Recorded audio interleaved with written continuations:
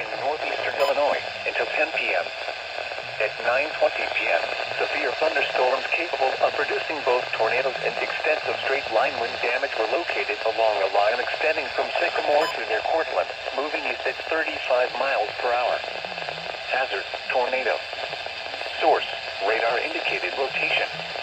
Impact: flying debris will be dangerous to those caught without shelter. Mobile homes will be damaged or destroyed. Damage to roofs, windows, and vehicles will occur.